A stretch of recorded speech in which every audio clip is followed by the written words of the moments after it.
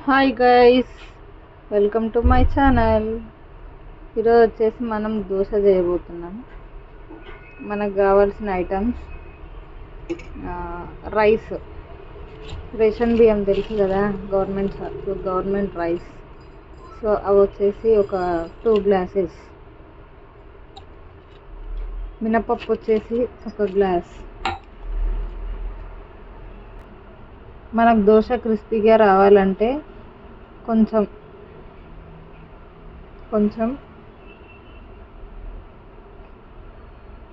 శనగపప్పు వేయాలి అండ్ కొన్ని మెంతులు కూడా వేసుకోవడం బెటర్.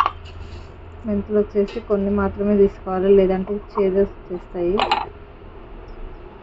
అండ్ మినిమం ఒక 6 hours నానబెట్టాలి ఇవన్నీ కలిపి.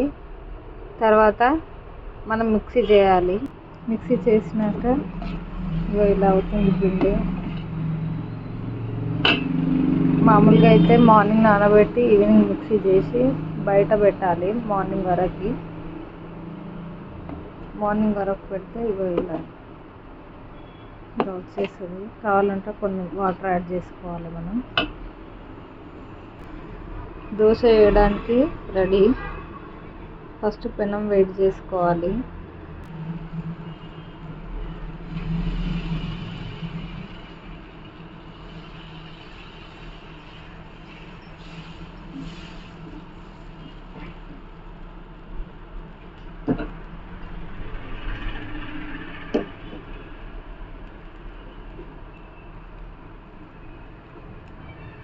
కొంచెం ఆ పిండి అనేది పోయిన తర్వాత కొంచెం గట్టి కాగానే గీ తెలుసు కదా,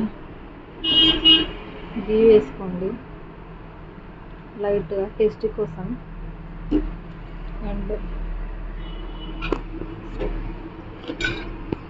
ఆనియన్, క్యారెట్, పుదీనా, కొత్తిమీర యాడ్ చేసి సన్నగా తురుక్కోవాలి. తురిగిన తర్వాత ఇది వేడి చేసుకున్నాం కదా, అక్కడ దోశ వేసినాం కదా, ఇది వచ్చేసి గార్నిష్ చేయాలి.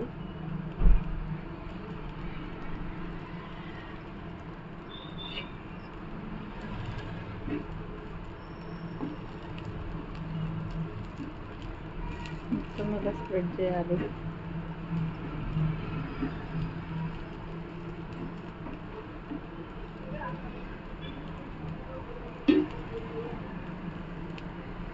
చూడండి ఫ్రెండ్స్, మనకు ఎంత బాగా వస్తుందో దోశ అనేది. శనగపప్పు, మెంతులు వేయడం వల్ల బాగా క్రిస్పీగా వస్తుంది. చూపెడతాను చూడండి.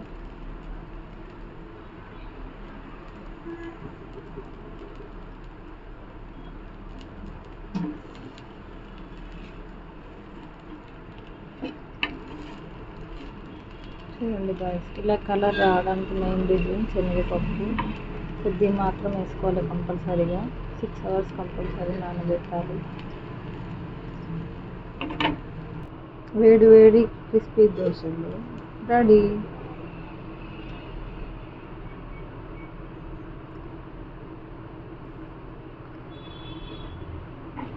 వావ్, సూపర్ కదా, సూపర్ టేస్టీగా ఉన్నాయి. మీరు ట్రై చేయండి. మా ఛానల్ నచ్చినట్టయితే లైక్ చేయండి, షేర్ చేయండి, సబ్స్క్రైబ్ చేయండి. కొత్తగా చూసిన వాళ్ళంటే గంట బెల్ కొట్టండి. Thank you. ఇంట్లో చేసుకోవడం వల్ల మన హెల్త్ కూడా మంచిది గైస్. బయట వేరే వేరే ఆయిల్స్ డిఫరెంట్ వాడి మన హెల్త్ ఇష్యూలు వస్తాయి. సో ఇంట్లోనే చేసుకొని ఇలా హ్యాపీగా తినండి.